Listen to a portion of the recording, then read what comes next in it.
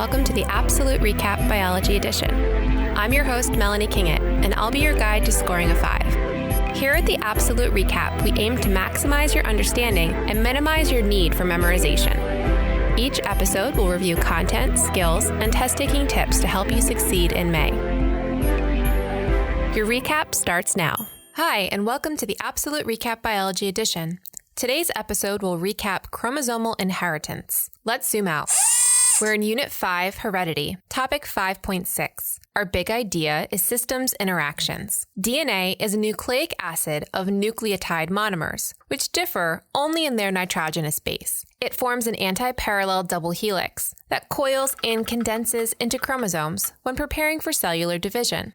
This episode will recap how chromosomal inheritance generates genetic variation in sexual reproduction. Let's zoom in. A quick recap of chromosome structure. We need to fit 3 billion nucleotides into one cell, so coiling and condensing is essential.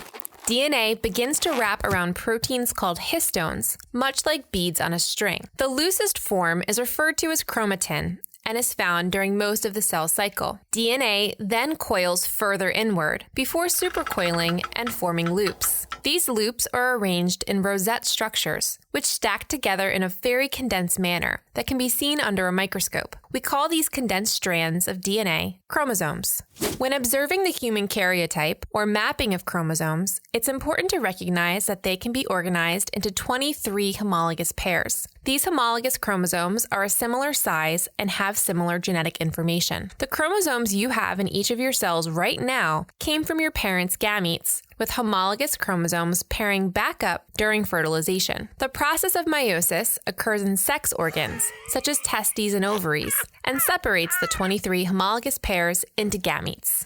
The 3 primary sources of genetic variation within a population are chromosome segregation, independent assortment, and fertilization. Imagine that there are 20 students in your biology class, and the teacher asks you to pair up with someone that's approximately your height and line up in the middle of the room. Some of you are lined up on the left, while others are on the right. There's no further instructions. Similarly, homologous chromosome pairs are arranged by spindle fibers during metaphase 1 at random. There are no rules that say all genes from mom must be on the left to go into these specific gametes, while dad's genetic material needs to be on the right. No. Mendel's law of independent assortment states that alleles of genes located on non-homologous chromosomes will separate during meiosis 1 without influencing each other. Mendel's law of segregation states that the 2 alleles for each gene will separate during meiosis as diploid cells become haploid. Finally, each egg and sperm are genetically unique, and the random process of fertilization only adds to the reason why you and your siblings are all different.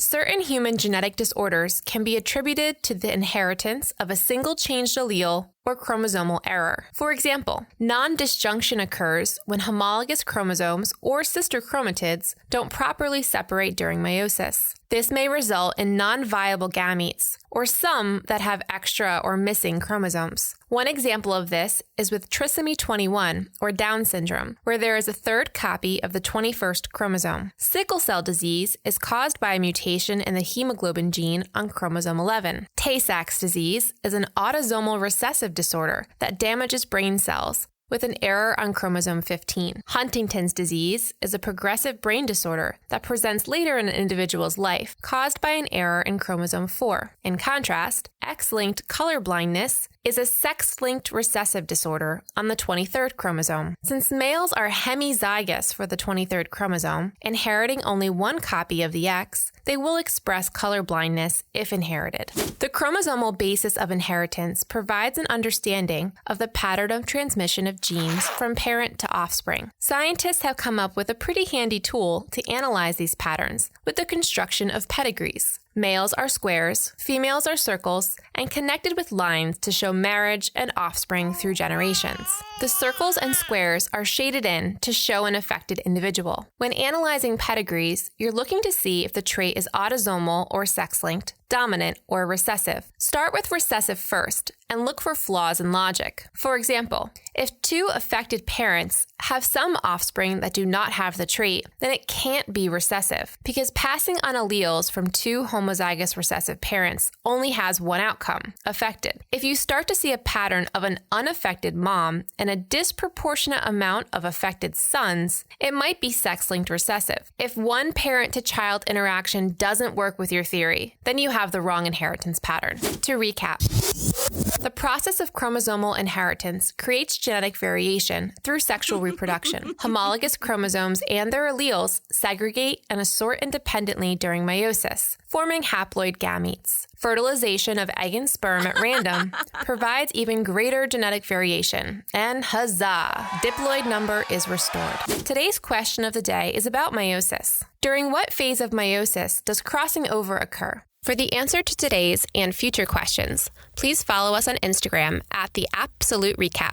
That's the APsolute recap. If you are a student with questions or a teacher with suggestions, we'd love to hear from you. If you have a biology topic or another AP subject you would like us to cover on the Absolute Recap, please email us at TheApsoluteRecap@gmail.com. That's the APsolute recap@gmail.com. The Absolute Recap is produced by Brad Kingett with music by Zach Caruso. Please remember to rate, review, and subscribe wherever you get podcasts. Time's up, pencils down. Thank you for listening to the Absolute Recap Biology Edition. AP is a registered trademark of the College Board. Copyright 2020, Absolute Recap, LLC, all rights reserved. Coming up next on the Absolute Recap Biology Edition, Listener's Choice Number 2.